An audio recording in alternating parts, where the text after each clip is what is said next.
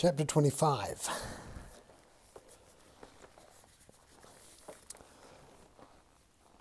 Miss Tenebrae, perplexed, puts down her embroidery. This case, uncle, languished in court for 80 years. Yet just when Mason and Dixon happened to find themselves nicely between transits of Venus, suddenly everyone agrees there shall be a survey in America. Aren't you at least suspicious? You dark girl. Must all be enigmata. The celestial events were 8 years apart, the term beyond human arrangement. Had the survey taken longer, they'd have likely observed the second transit from somewhere in America. As it was, running the line would take them 4 of those years, with an extra year for measuring a degree of latitude in Delaware. The days before their departure are humid, splashed into repeatedly by rain. Upon their meeting again in London after a year and a half to sign their contract with the proprietors, who arrive backed by agents, lawyers and bullies, Dixon, as soon as it is possible to do so, the sketch artists having dashed in a few last details and crept away, takes off his hat. I was saddened to hear of Dr. Bradley's death, sir. Thank you for the letter you wrote, Jeremiah. Without agreeing to it, they find themselves, if but for form's sake, out roistering in what proves to be a sort of sustained flow of strong drink, in which Mason will obscurely recall being included gin and gin's Hogarthian society, winding up a fortnight later in the unpromising streets of Falmouth, a town dedicated to swift communication, all hurry, huge sums at stake, veterinarians in coaches and six, brokers of news to and fro at the gallop, last-minute couriers, pouches, dilatory visitors swimming back to shore from another precise departure. Even as the next packet, after her, makes ready to put to sea. Mason's nose approaches the surface of his ale, withdraws, approaches again. Presently, if I only might have spoken with Bradley. You recall our departure from Plymouth. Aye, he had put himself then to the labour of coming down, between appointments with pain, for the final illness, as they said, was from gravel. Upon the landing, he kept apart from the others, even from cheery Mr. Birch, who was everywhere at once, Mr. Mead and Mr. White pointing to various lines and tackle and correcting one another's terminology, whilst betwixt Dr. Bradley and me, silent conversation passed. Mason's brow clearly unhappy. I believe he had come to apologize, giving away this solemn confidence snappily as another might the punchline of a joke. For as I often noted, no matter what sentiments might lie upon his phiz, Mr. Mason was in the habit of delivering even his gravest speeches with the rhythms and inflections of the tap-room comedian. I was loading an unreasonable weight of hope upon that mission, upon the purity of the event. Look ye at what I intended to escape. Rebecca lost, my anchor to all I knew of birth and death.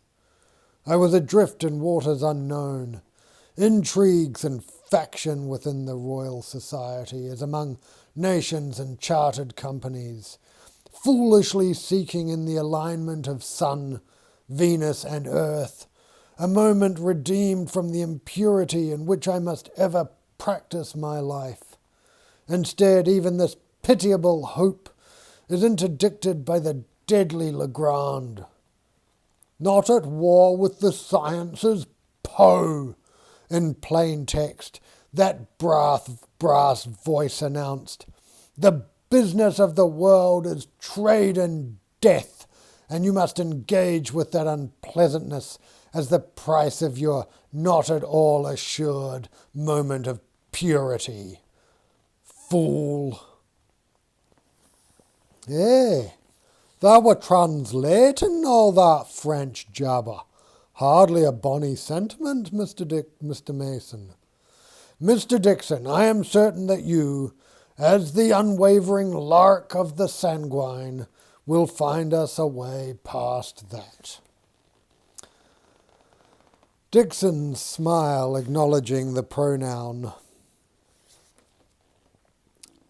I imagine, he says carefully, such moments to lie beyond any price that might be named. Oh, I've had 'em for half a crown sometimes, Mason mutters, though of course your own experience. Here's the Dodman. Might we go in this one, do thou guess? Why not? What's it matter? Savages, wilderness, no one even knows what's out there. And we have just, do you appreciate, contracted to place a line directly through it. Doesn't it strike you as a little unreasonable? Not to mention the Americans. Excuse me? They're at least all British there, aren't they? The place is but a patch of England at a 3,000-mile offset, isn't it? Thou can be so thoughtful, helping cheer me up with the jokes, Mason. I'm fine, really. Dixon, hold! Are you telling me now that Americans are not British? You've heard this someplace? No more than the Cape Dutch are Dutch. 'Tis said these people keep slaves, as did our late hosts, that they are likewise inclined to kill the people already living where they wish to settle. Another slave colony, so I have heard as well. Christ! This from Quakers of Durham, whose relations have gone there and written back. There may be redeeming qualities to the place. Who knows? The food, the lasses, whatever else there is. The pay, I suppose. Being from Staindrop, Dixon declares, 'tis seldom at much personal ease that I discuss the unpriceable. Yet, our last time out, all for an event that would occupy a few hours, in some places but minutes. Even with the late war as precedent, hundreds of lives for some log palisado. Thousands in sterling for some handful of savages' scalps. Even so, that transit made no market sense, what so fairly ever. You think they paid us too much? Fear of enthusiasm immediately entering Mason's gaze. There were moments when they must have thought so. Such as, never mind. A certain exchange of letters, correct? I didn't say that. The letter to Dr. Bradley. You think that's what put us in the staffata? That when we signed the letter, we signed our careers away. Yet look ye here, we're hired again, aren't we? Out of nowhere. Surely we are rehabilitated, all suspicions washed away in the stream of time, all resentments by starlight healed. What did we even do that has to be absolved? We represented our unwillingness to proceed upon a fool's errand.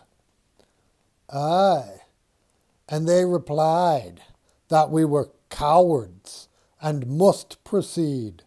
Just so. Whereupon we touched our hats and obeyed, and sailed off in the same ship that had nearly been blown out from under us. We did our duty. And more, not only getting for them their damned transit observations, but with all their damned longitude. Their cursed local gravity. Damn, Dixon, 'twas first-rate work. Surely thou has preponderated against one letter to Bradley, rest his soul. Yet I cannot speak easily, even now, of my dismay at how he used me. You mean Hus? Very well, though as to who may have felt more piercingly the harshness of the reply, having presumed, alas, so foolishly, some connection deeper than this hateful, unending Royal Society intrigue. Their infamy is no fresh news to me, Dixon quietly.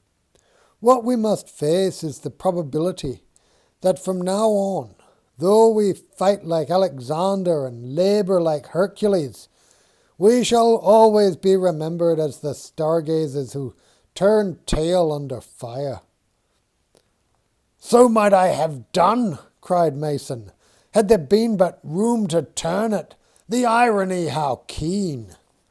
Well, I wasn't as scared as that, though, of course, I did feel... Hold! Who said I was scared? Who? Did I? Were you scared? I wasn't scared. You thought I was scared? I thought you were scared. I do recall a disinclination, as who would not, to perish beneath the waterline of some, forgive me, miserable sixth rate. Sounds like headlong panic to me, says Mason. Thank goodness I was calmer about it. Calmer than what? An hour and a half of great hellish explosions and mortal screaming. Aye, serenity. We'll make a Quaker of thee yet. They'd decertify me out of astronomy, strictly C of E. In this trade, I'd never micro in on another star in that town again. All the pubs in Greenwich shown my likeness. Ah! I cannot sound why they've hired us again. Nor I. They believe, however, that we do know why. In London they credit us with a depth of motive, at least equal to their own. They have to. Otherwise they but spin to no purpose. One may be altogether innocent of depth. Well, take yourself, for example. Forthright son of the fells, or if you like, blunt Geordie. Aye. Yet I'm no stranger to intriguing. Why, the need go no further than Bishop for that, though there's plenty in Staindrop for fair. Yet are Londoners ever a scan, every word they speak, every twitch of the fizz for further meanings, present or not. They've but lately discovered simple metaphors. Then you find too late you've insulted them, or been quietly classified or slandered, never knowing quite which word or gesture has done the job. 'Tis called, I believe, being from the country. Mason lets his head abruptly drop. Yet I thought I had quite got the Thameside way of talking, the philosophical parlance, the fashions of the day, that the bumpkin within has been entirely subdued. In Bishop, we say, ye may take the boy out of the country. Yes, but never the country out of the boy. No, that's not it. But they'll never take the girl out of the city, is how we say it. Mason is staring, shaking his head. What does that mean? Something about women. You don't believe that they've forgiven us at the Royal Society, nor ever shall, though eventually 'tis they who'll look hasty and childish, whilst we'll be deemed to have shown a higher order of courage than the world at present recognises. Eventually, oh dear. Why, aye, we shan't see to live it. Shan't live to see it. So I shall die a documented coward, splendid, attainted before the ages, my sons as well. Oh, thank you, Dixon, that's wonderful, that cheers me prodigious. Or, Dixon trying to speak clearly, coadjutor in an honourable act of defiance, taken in the full knowledge that those bastards up high would slap us down. Oh, not I, as Chauncey said when the bums came in. I didn't assume any such thing, did you? That we were bound to fail? He shakes his head vigorously as if there is something upon it that he wishes to dislodge. Why on earth did you sign the letter? Dixon shrugs. Emerson was right about them. They're evil folk. The lot, your Royal Society. We had to resist them somehow. Or, expressing it more hopefully, we tried to make a positive suggestion as to an alternative station, reachable in time, taken from a list well known to all. Your suggestion of Scandaroon was particularly unfortunate, Maskelyne had rushed to advise Mason, having led him into a critique of his Cape mission, which seemed to consist of every, to Maskelyne, flawed decision Mason had made. How? Mason protested. It wasn't my idea. Scandaroon was ever listed as one of the alternates. The little muskrat. His eyes were unable to come to rest. He paced about far too energetically. I don't suppose Mr. Peach has ever spoken to you of the Levant Company, of that lively traffic in muslins and bombazines passing through Aleppo to the sea and the warehouses of the factors at Scandaroon. Mr. Peach does business with Aleppo. No one who has learned silk can afford not to, Mason replied. Yet, alas, unaccountably, it has remained absent from our discourse. Jews, declared Maskelyne, regretting it in the instant. Ah, let me see if I'm following this. The Royal Society sent Dixon and me to the Cape, thus incurring a debt owed to Dutchmen rather than to Jews, which any stationing of astronomers at Scandaroon would imply.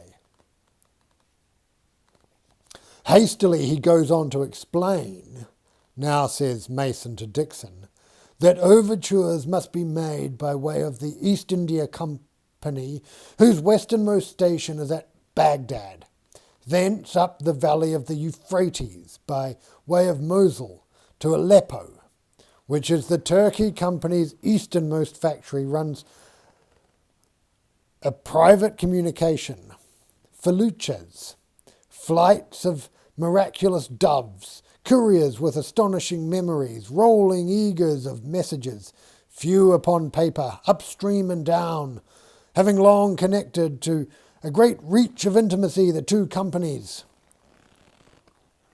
For astronomers at St. Helena or even at Bencoolen, all would be arranged straightforwardly, a clear debt of gratitude. But for services of any complexity, well, the fees start going up. The company's duty is not so clear, particularly as the Turkey Company's route to India goes on losing custom to the fleets that Honourable John keeps a slinging each day, round the Cape into those prodigious winds, and whilst Janissaries, sheriffs and Ottomans struggle to determine who shall rule over the decline. What would Jews have required of them that Dutchmen would not?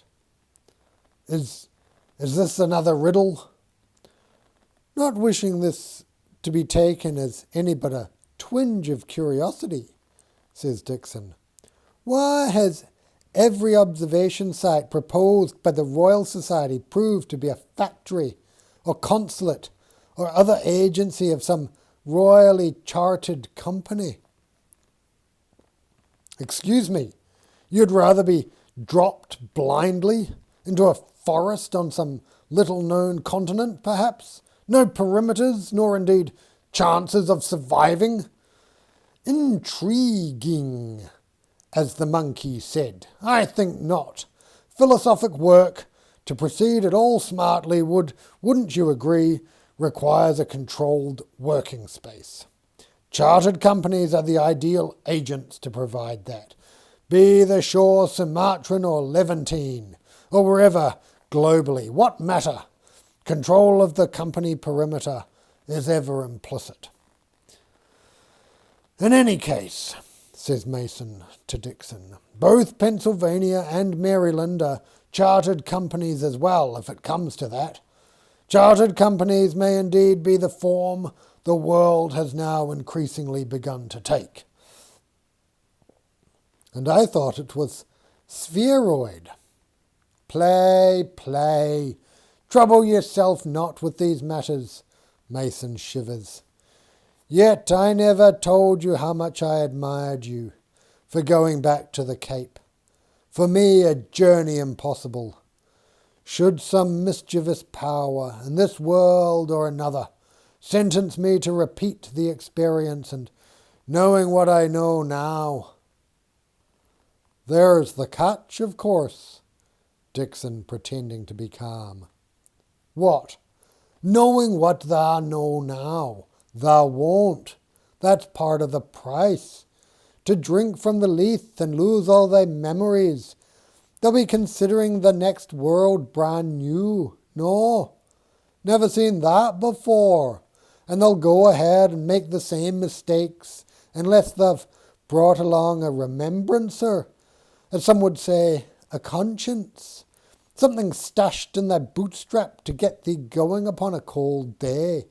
And cold it shall be, a part of thy soul that doesn't depend on memories, that lies further than memories.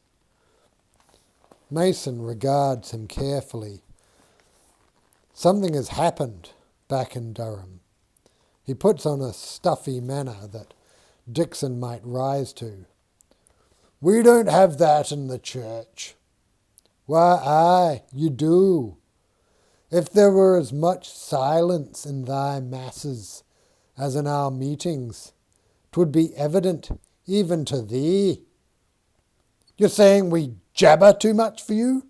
No time to meditate? Not Hindu enough? Bad music too, I collect? Well, any silences in my church, thank you, are the sort most of us can't wait for to be over. All our worries, usually kept at bay by that protective murmur of sound, you see, come rushing in.